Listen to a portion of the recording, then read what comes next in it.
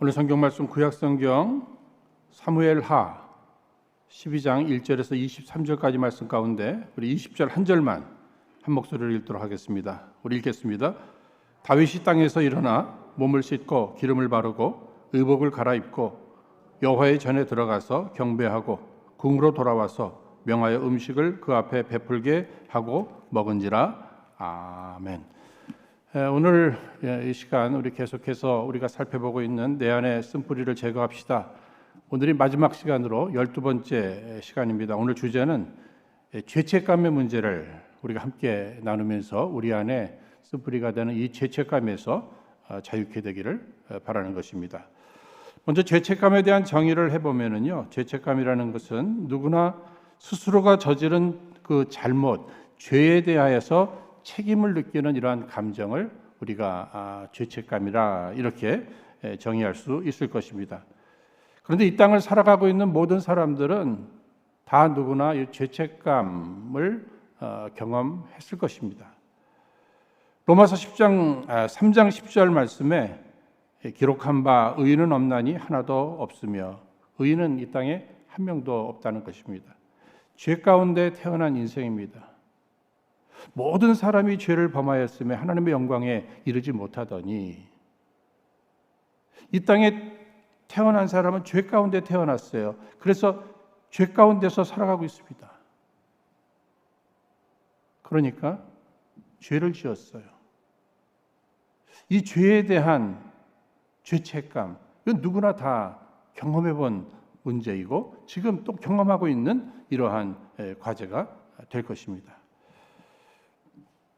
여러분, 우리가 어릴 적부터 도덕, 윤리 이것 가정에서든지 학교에서든지 많이 배웠지 않습니까?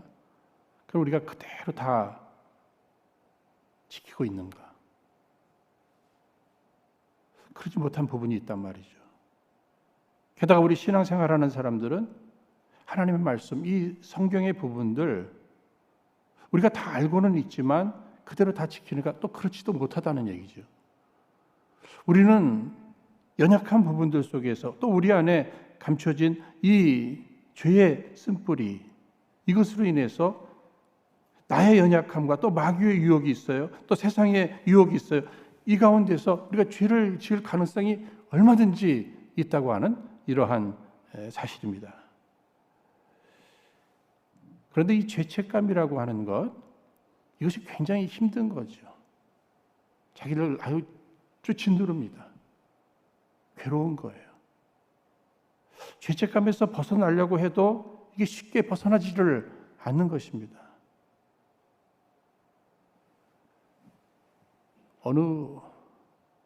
지금은 권사님이 되셨다는데 이분이 50년 전에 본인이 이 처녀 때에 무슨 죄를 지었어요.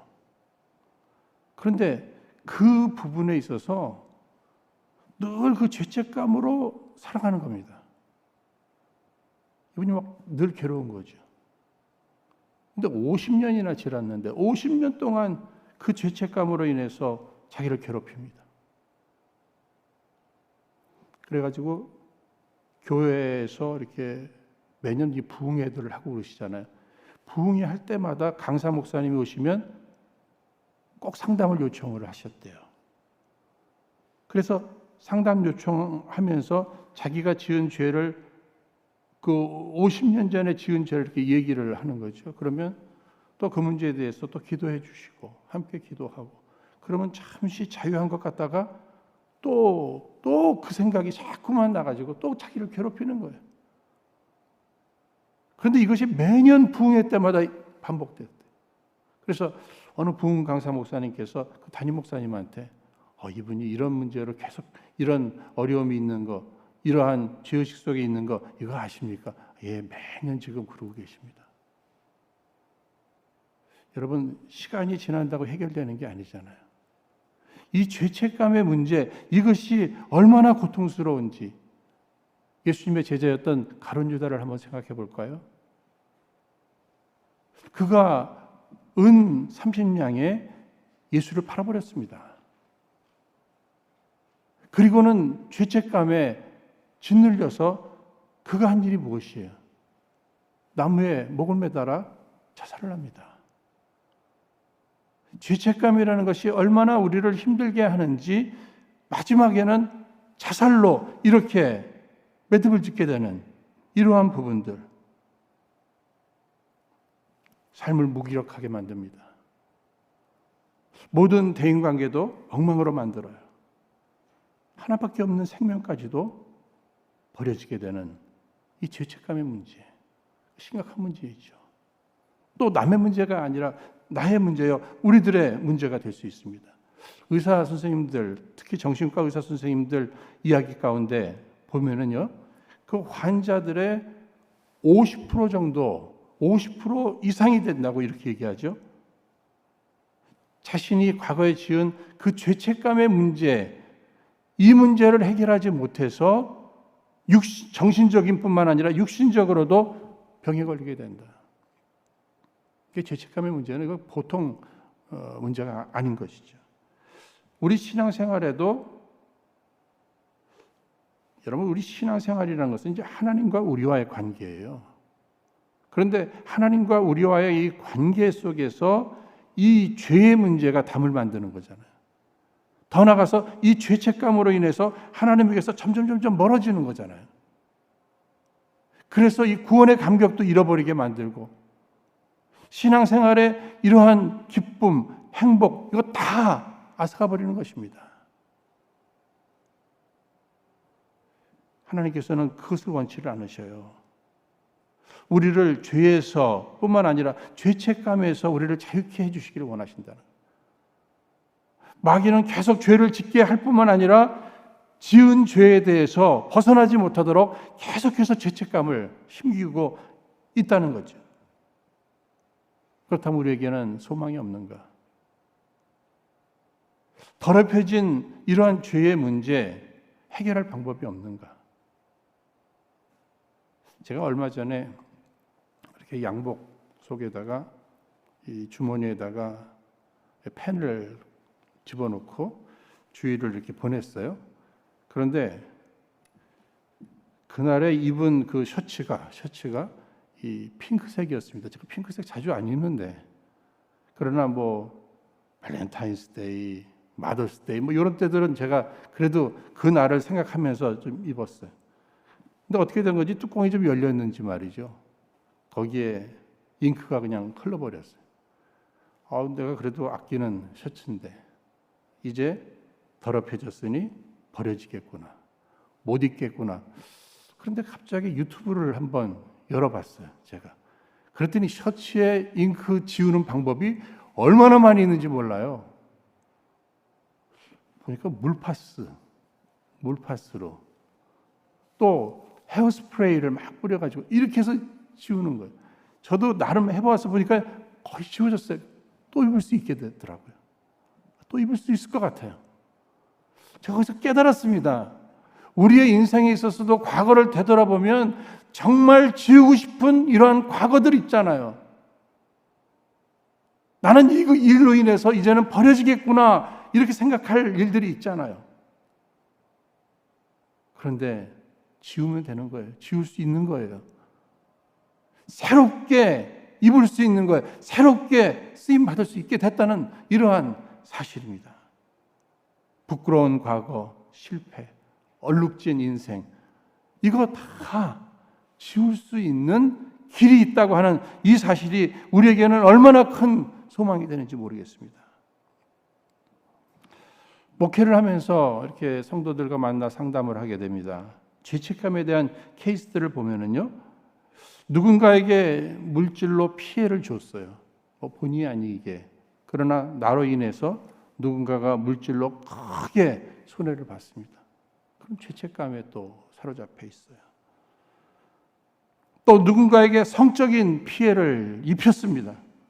죄책감에 또 시달리죠. 심지어 여성들 가운데는 임신 중절, 그때 그 애를 지우지 말았어야 되는데 늘 그것을 생각해요. 그러면서 죄책감에 시달립니다. 성도들 가운데는 이러한 그 신앙 윤리적인 술, 담배, 불륜, 도박 이런 문제들, 이런 문제로 인해서 또 죄책감에 시달리는 사람들이 의외로 많이 있습니다. 자신이 아버지를 잘 돌보아 드렸다면 아버지가 그렇게 일찍 안 돌아가셨을 텐데, 자신이 잘 돌봐드리지 못한 것에 대한, 그래서 아버지가 일찍 돌아가신 것으로 이렇게 생각하면서 늘 죄책감 속에 살아가는 분도 있습니다. 어느 날 프리웨이를 운전하다가 깜빡 졸았는지 사고를 냈어요. 그래서 누군가가 또 죽었습니다. 여기에 대한 또 죄책감이 있잖아요. 내가 누군가가 미웠습니다. 그래가지고 그냥 죽었으면 좋겠다. 보통 나가 죽어라 이런 얘기들 하잖아요. 그런데 진짜 죽었어요. 내가 저주해서 그가 죽었다. 딴 사람들은 몰라도 자기 스스로 혼자서 괴로워하는 것입니다.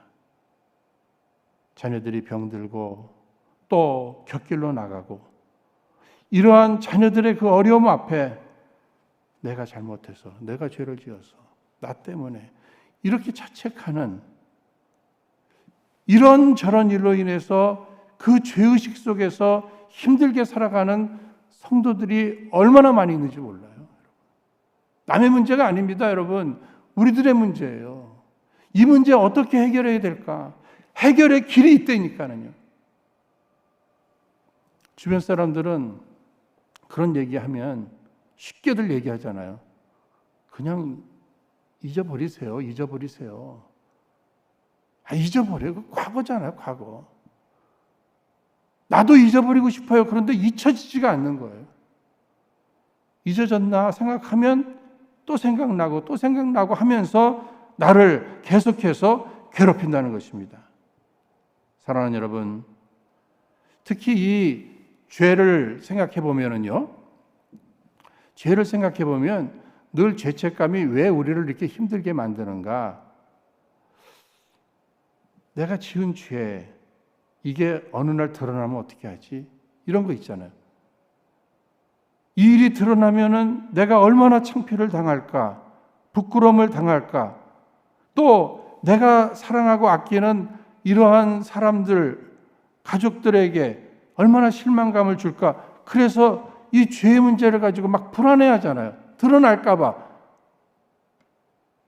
게다가 그것이 드러남으로 인해서 내가 사람들에게 배척받을 것, 이걸 생각하면 더 마음이 괴로운 거예요.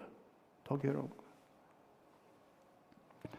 여러분, 우리들 주변에 훌륭한 인물들, 그분들도 한때는 죄도 지었고 죄로 인한 죄책감에 시달려 본 경험이 있습니다. 그러나 그들이 죄책감에 사로잡혀 모든 것을 포기한 채 거기에만 눌려 있었던 것이 아니라 죄책감에서 자유함을 얻으면서 새로운 길로 나아가 의미 있는 삶으로 승리하고 성공하는 이런 인생들 많이 있잖아요. 여러분, 성경 안에도 많이 있지 않습니까? 신약의 베드로를 한번 생각해 보세요. 예수님의 제자 베드로. 그가 예수님을 3번이나 부인했어요. 늘 장담하지 않았습니까? 예수님을 3번이나 부인하고 저주까지 했어요. 죄책감이 있었겠죠. 그러나 주님의 그 은혜 가운데 그는 자유함을 누리게 됩니다. 회복된 거예요. 그리고 마지막까지 그의 인생이 참으로 훌륭하게 하나님 앞에 쓰임을 받게 되잖아요. 죄책감이 있을 수는 있어요. 때로는 있어야 합니다. 그러나 계속 그 죄책감에만 머물러 있어서는 안 되는 거예요. 해결을 받아야 되는 거예요. 새로워져야 되는 거예요. 회복받아야 되는 거예요. 죄책감이라는 것이 하나님과의 관계를 자꾸만 멀리 만들잖아요. 그렇죠? 하나님은 그것이 가장 싫은 거예요. 하나님의 목적은요, 심판이 목적이 아니에요. 죄를 지을 가능성이 있는 그 연약함도 아셔요. 그러나 죄로 인해, 죄책감으로 인해 하나님과의 관계가 멀어지는 것이 가장 안타까움이에요. 그래서 이 문제를 빨리 회복시켜주고 싶어요. 이것이 주님의 마음이라는 거죠. 오늘 본문을 포함한 사무엘하 12장 전체의 말씀, 이 내용에 등장하는 이 다윗이라고 하는 이 인물 보세요. 하나님 앞에 다윗처럼 위대하게 훌륭하게 쓰임받은 인물이 있을까? 하나님의 특별한 사랑을 받고 하나님의 특별한 은혜 가운데 귀중히 쓰임을 받았어요. 전무후무한 왕이라 이렇게까지도 얘기합니다. 그런데 우리는 또 잘 알고 있잖아요. 그가 얼마만큼 엄청난 죄를 지었던 사람인지, 그 죄로 인해서 그가 얼만큼 또 고통스럽게 죄책감에 시달렸었는지, 그럼에도 그가 회복되고 쓰임받았다는 것입니다. 시편 32편 3절 4절 말씀 보시면 내가 토설치 아니할 때에 종일 신음함으로 내 뼈가 쇠하였도다. 주의 손이 주야로 나를 누르시오니 내 진액이 화하여 여름 가물에 마름같이 되었나이다. 무슨 얘기예요? 자신이 하나님 앞에 죄를 회개하기 전에 자기가 죄책감 속에 사로잡혀서 얼마나 힘들은 삶을 살았는지 내 뼈가 쇠하였다고 얘기하고 있어요. 종일 신음하고 있다는 거예요. 종일 마음에서 신음하고 있었다는 것입니다. 그러면 다윗에게 있어서 그를 그렇게 힘들게 만들었던 죄책감의 이 문제를 어떻게 해결해 주셨는가? 그는 어떻게 해결함을 받고 회복되고 하나님 앞에서 더 아름다운 삶으로 살게 되었는가? 우리가 그런 것들을 한번 살펴보면서 나의 삶과 한번 비교하며 또 적용해 볼 필요가 있는 것이죠. 여러분, 사실 인간이 죄를 지을 수 있습니다. 또 죄를 지었어요. 그것으로 인해서 인간이라면 죄책감을 느껴야 합니다. 이 죄책감이라는 것이 또 다른 죄를 짓지 못하게 이렇게 만들 수도 있는 일이잖아요. 인간에게는 양심이라는 게 또 있지 않습니까? 하나님의 선물입니다. 이 죄를 짓기 전에 또 죄를 지은 후에도 이 양심에 빨간불이 들어와야 돼요. 죄의식, 죄책감이 있어야 하는 것입니다. 어쩌면요, 이 다윗이 이 죄를 지을 때 이 죄책감 같은 것을 그 순간에는 많이 느끼지 못했던 것 같아요. 자신이 뭐 왕이니까 뭐 이 정도는 뭐 이렇게 생각했는지도 몰라요. 그 일을 해놓고서도 그가 뭐 회개를 한다든지 뭐 이것보다는 어떻게 합니까? 오히려 그가 우리야 장군, 그 충성스러운 우리야 장군, 그의 아내를 취할 뿐만 아니라 그를 살인교사죠. 죽게 하는 이렇게 해서라도 은폐해버리려고 하는 이런 일들을 계속 진행하고 있었습니다. 안타까운 거죠. 그러나 하나님께서 보내신 나단 선지자를 통해서 그가 비유를 통해서 그 죄에 대해서 이렇게 깨닫게 하시잖아요. 여러분, 죄를 깨닫는다는 것은 이건 은혜예요. 이것은 살 길입니다. 여기에 희망이 있고 여기에 복음이 있는 것이에요. 얼마든지 해결할 수 있는데, 해결받을 수 있는데, 그럼에도 내가 죄에 사로잡혀서, 죄책감에 사로잡혀서 늘 마귀의 종로로 타고 마귀에게 이끌려 불행한 인생을 살아가는 것, 하나님에게서 점점 멀어져 가는 것, 이거 하나님께서 기뻐하실 일인가? 하나님은 결코 그것을 원하지 아니하신다고 하는 사실입니다.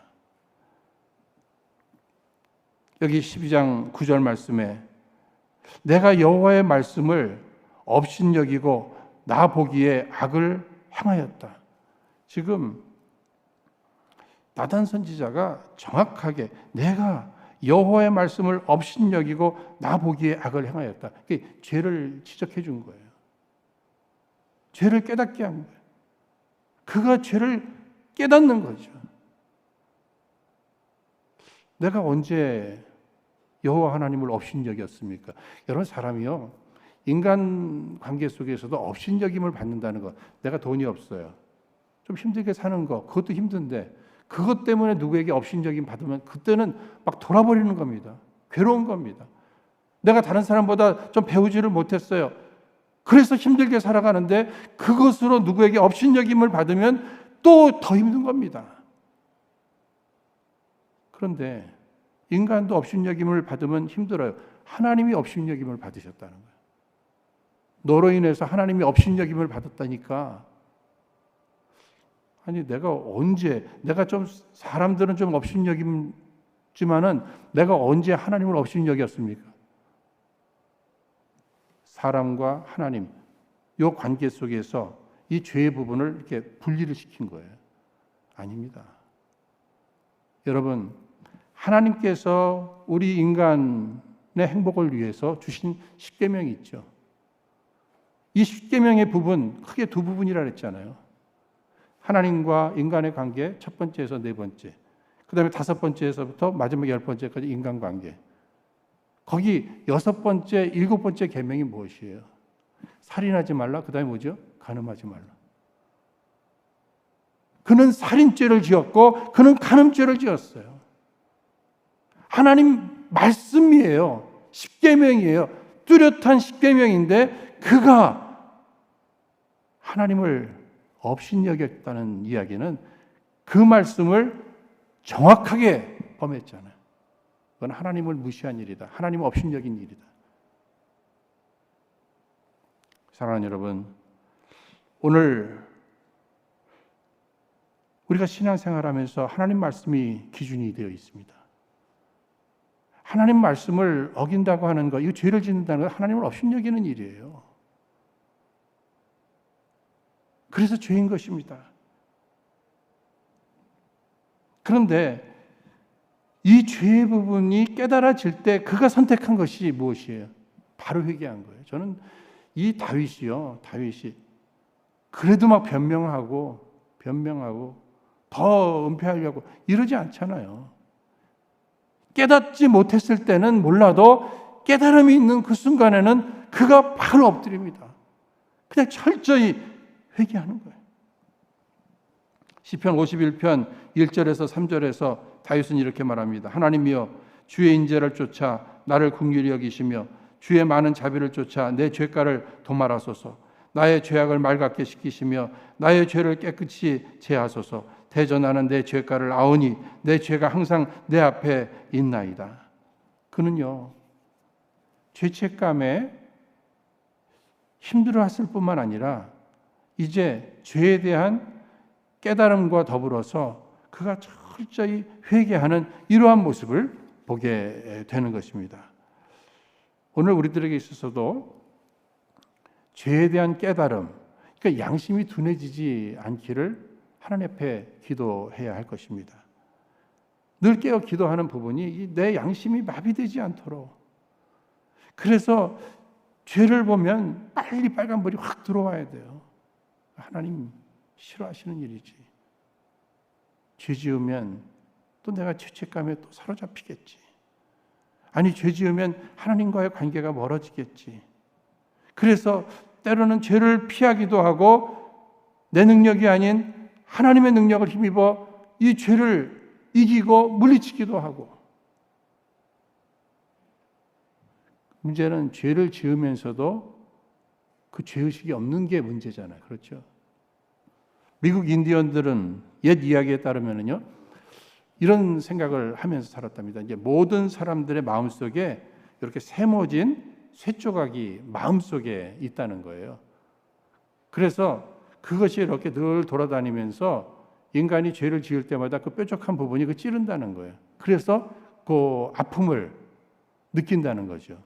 그런데 문제는 사람이 죄를 계속 짓다 보면 이게 계속 와서 찌르고 또 찌르고 하는데 나중에는 이 쇠조각이 무뎌져 가지고 찔러도 통증을 못 느낀다는 거예요. 우리가 이 죄의 부분도 그냥 죄의식 없이 계속 살아갈 때 이것이 나중에 무뎌질 수가 있다는 이러한 사실이죠. 그러니까 여러분 인생을 살면서 어떤 사람이 괜찮은 사람이냐면요 죄를 안 지으면 가장 좋은 거예요. 그러나 죄의식이 있는 사람, 이 사람 괜찮은 사람입니다. 죄에 대해서 부끄러워하고 두려워할 줄 아는 사람 괜찮은 사람이에요. 지난주에도 그런 말씀 드렸잖아요. 여러분 사윗감을 얻는다든지 또 며느리감을 얻는다든지 또 신랑감, 신부감, 직장에서 일하는 사람, 교회 일꾼, 여러분 이런 부분들에 대해서 어떤 사람 하나님을 두려워하고 경외하면서 죄의식이 있는 사람이에요. 죄를 무서워하는 사람, 특별히 죄에 대한 그 부끄러움이 있는 사람이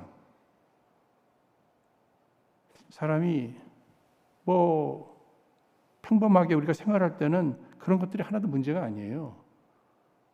그러나 인간이 내가 원하는 대로 무엇인가가 되지 않고 뜻대로 되지 않고 이럴 때 하나님을 경외하고 두려워하는 사람과 그런 것이 없는 사람, 죄에 대한 두려움이 없는 사람은 무슨 일을 벌일지 아무도 모르는 거예요. 그러나 하나님 두려워하고 죄를 무서워하는 사람, 내가 내 뜻을 이루지 못한다 할지라도 죄는 짓지 말아야지. 이러한 의식이 있는 그 사람이 소중한 사람이에요. 그런 사람들.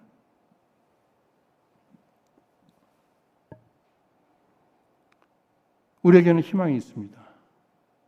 죄에 대해서 여러분 죄는 이게 뜨거운 거잖아요. 뜨거운 거. 제가 뜨거운 거 생각하니까 최근에 제 아내가 뜨거운 맛을 하나 봤네요. 무슨 뜨거운 맛이냐면 맛을 본 게 아니라 냄새를 맡은 거예요. 냄새를.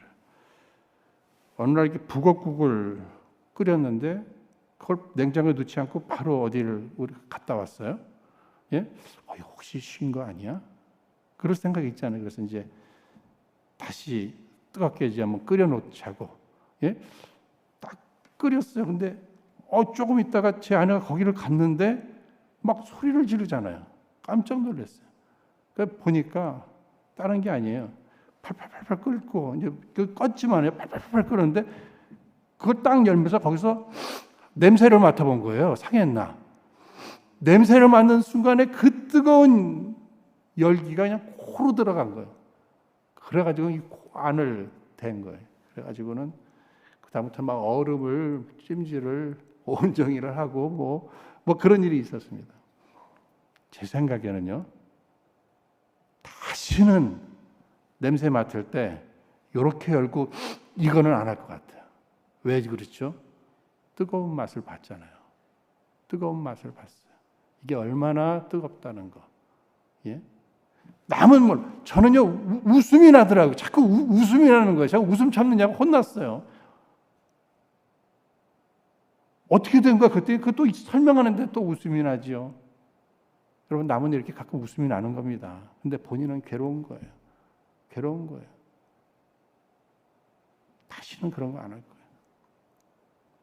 죄를 짓는 거 여러분 어떨 경우에는 죄 지을 때 재미있을 수도 있잖아요. 그렇죠? 그런데 그 죄가 얼마나 나를 힘들게 만드는지 다시는 내가 이런 죄는 안 져요. 여러분 그런 생각이 들어야 된다는 겁니다. 우리에게는 십자가의 은혜가 있습니다. 하나님의 사랑이 있습니다. 그 사랑 안에서 우리는 죄 문제를 해결할 수 있다는 거예요. 예수님 하나님께서 왜 예수님을 보내주신 거예요? 죄 문제 해결하라고. 예수님이 우리의 과거의 죄, 현재의 죄, 미래의 죄 다 십자가에서 다 도말해 주셨어요. 하나님의 관심은 하나님과 우리와의 관계예요. 하나님의 사랑은 지금도 살아계신 거예요. 지금도 존재하는 거예요. 우리가 어떤 죄를 지었든지 우리는요 이렇게 큰 죄는 하나님도 용서 안 하실 거예요. 여러분 그거 착각이에요. 우리 생각이에요. 우리는 하나님의 자녀들입니다. 얼마나 사랑하셨는데 독생자 예수를 주시면서까지 우리를 사랑해 주셨어요. 그래서 우리가 어떤 죄를 지었든지 주님의 그 십자가의 보혈로 다 덮어주실 수 있어요. 그런데 우리는 무엇이 문제입니까? 자꾸만 하나님에게서 멀어지려고 그러잖아요.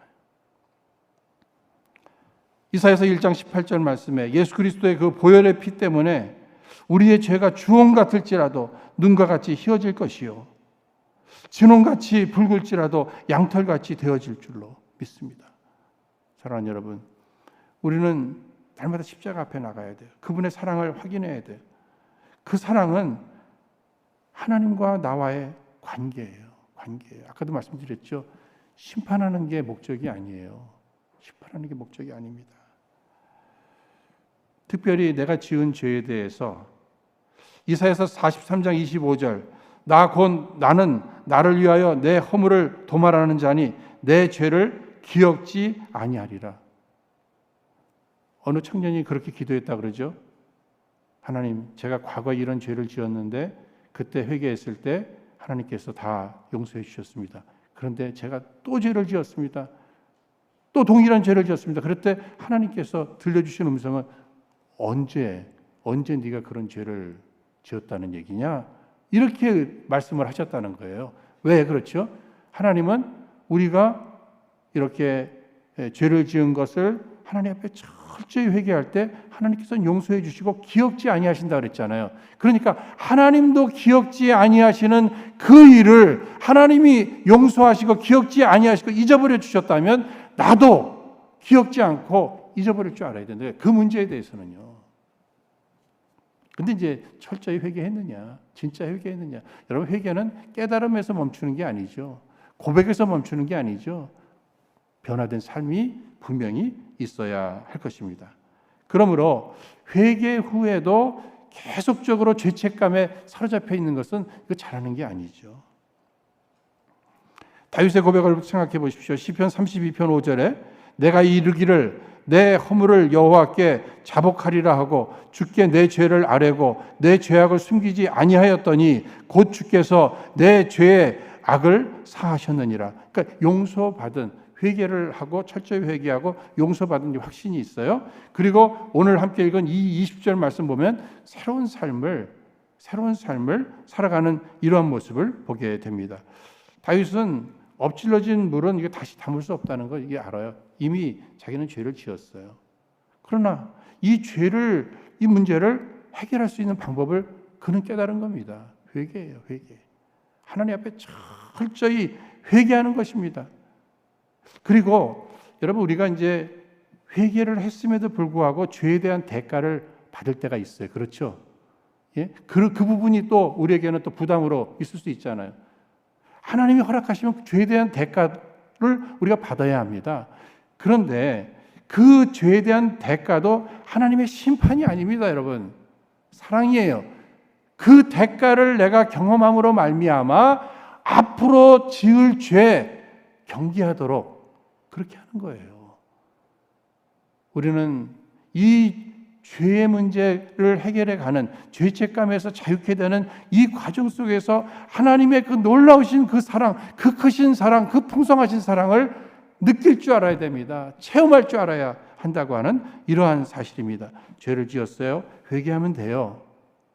이것으로 인해서 하나님과 멀어지면 안 된다는 거예요. 하나님이 가장 싫어하는 것, 걱정하는 게 그것이니까. 그래서 인류의 시조 아담과 하와가 범죄했을 때 그들이 두려워하고 부끄러워해서 숨었잖아요. 그러니까 하나님이 가장 싫은 거예요. 죄는 지을 수 있다. 그런데 왜 멀리 이렇게 도망가느냐? 왜 멀어지느냐? 그래서 아담아 찾아다니시잖아요.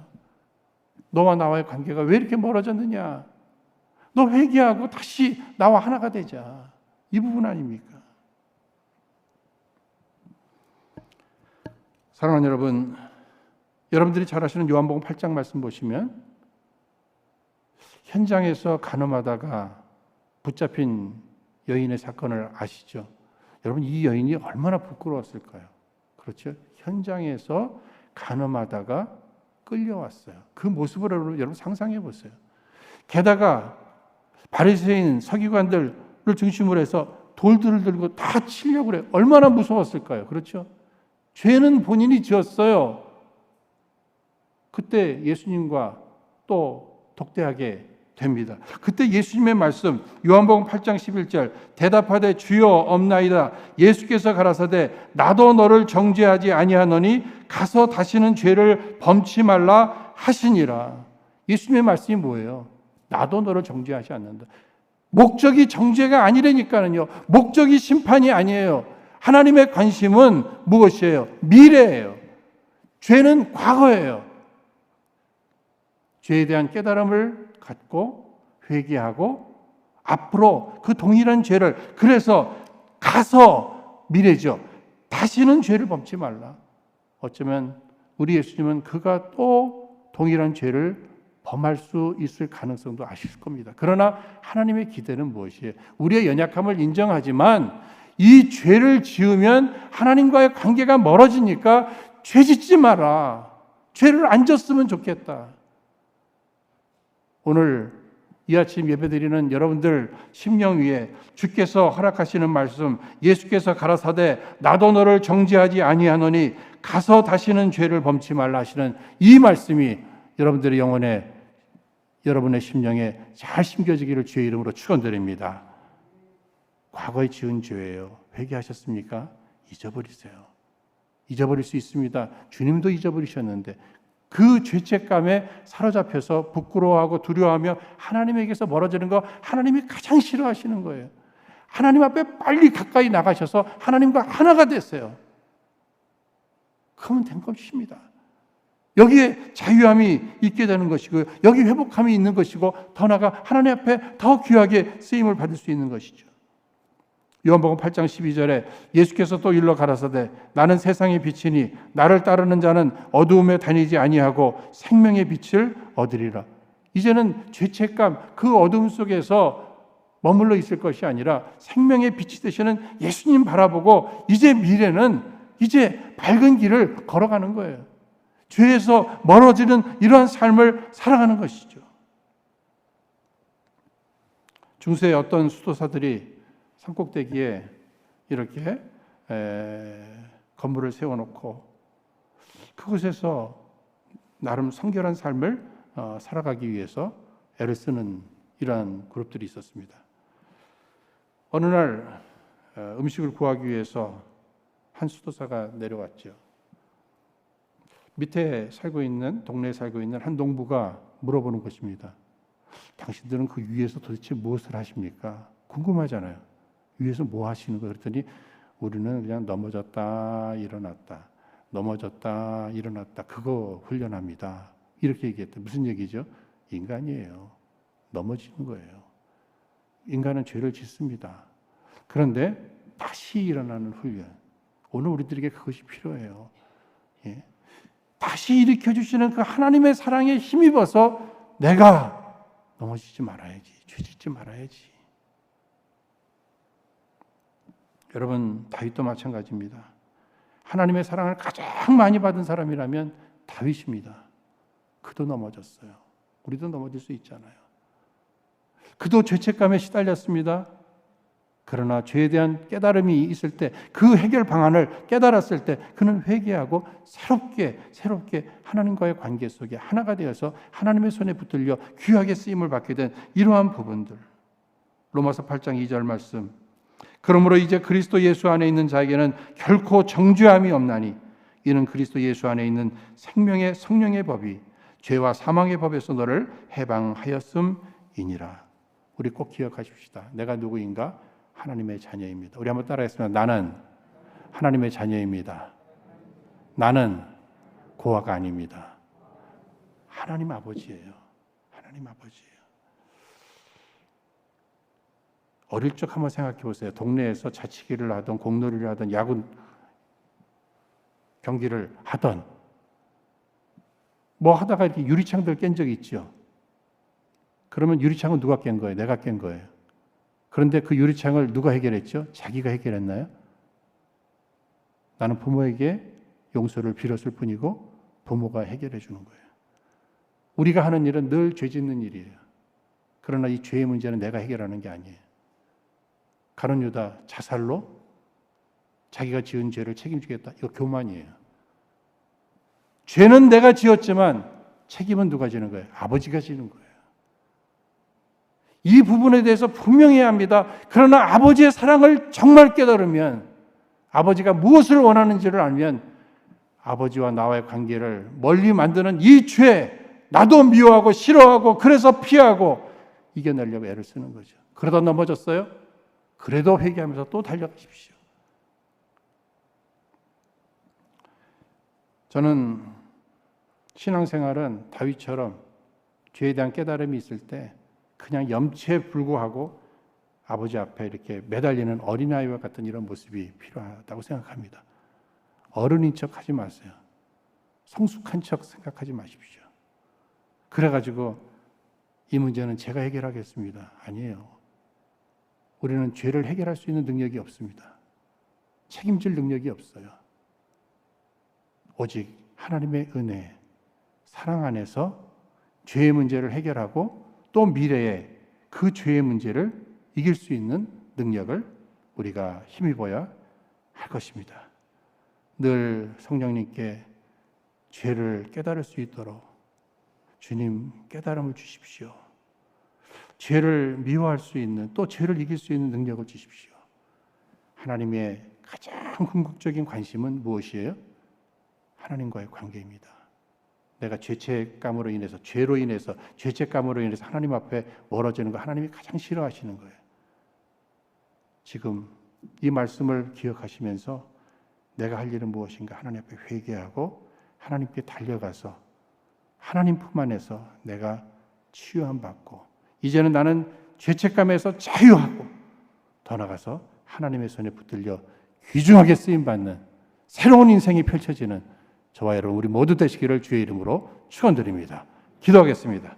이 시간 허락하신 말씀을 기억하며 우리 함께 기도하겠습니다. 거룩하신 하나님 아버지, 저희들 이 시간 십자가를 바라보며 우리 하나님의 우리를 향하신 그 사랑을 다시 한번 확신합니다.